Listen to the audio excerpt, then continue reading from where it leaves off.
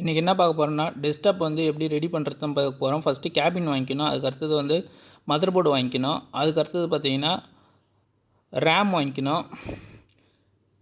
RAM வந்து DDR4 DDR3ன்னு இருக்கும், அதை வாங்கிக்க வேண்டியது தான். இது வந்து என்னென்னா எதுக்கு இருக்க மதர் போர்டுக்கு ஏற்றப்போல் வாங்கிக்கணும். அதுக்கு அடுத்தது பார்த்திங்கன்னா ஹார்ட் டிஸ்க் வேணும் ஸ்டோர் பண்ணுறதுக்கு. ஹார்ட் டிஸ்க் வந்து ஓஎஸ்லாம் போகிறதுக்குலாம் தேவைப்படும், சாஃப்ட்வேர் இன்ஸ்டால் பண்ணுறதுக்கு தேவைப்படும். அதுக்கு அடுத்தது பார்த்திங்கன்னா கிராஃபிக்ஸ் கார்டு வந்து கிராஃபிக்ஸ் வந்து கேம் விளாட்றதுக்கோசரம் யூஸ் பண்ணுவாங்க. அதுக்கு அடுத்தது பார்த்திங்கன்னா நிக்குன்னு சொல்லிட்டு இருக்கும், நெட்வொர்க் போர்ட் இது. அதுக்கு அடுத்தது பார்த்திங்கன்னா போர்ட்டபிள் டிவிடி எதுக்கு வாங்குறோன்னா நம்ம வந்து ஓஎஸ்லாம் இன்ஸ்டால் பண்ணுறதுக்கு வாங்குவோம். அதர்வைஸ் நம்ம வந்து பென்ட்ரைவ் வச்சு இது பண்ணிக்கலாம். அதுக்கோசரம் நம்ம வந்து பென்ட்ரைவ் வச்சுக்கலாம், போர்ட்டபிளாக போட்டுக்கலாம்.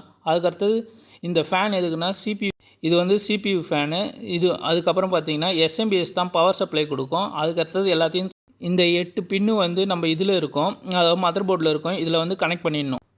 கனெக்ட் பண்ணிட்டு ஆன் பண்ணுறதுக்கு யூஸ் பண்ணுவாங்க. ஸ்க்ரீன் பெருசாக வேணும்னா மானிட்டர் வாங்கிக்க வேண்டியது தான். ஸ்க்ரீன் சின்னதாக வேணும்னாலும் அது போல் வாங்கிக்க வேண்டியது தான். பிடிச்சிருந்தால் லைக் பண்ணுங்கள், ஷேர் பண்ணுங்கள், கமெண்ட் பண்ணுங்கள், சப்ஸ்கிரைப் பண்ணுங்கள். Thank you friends.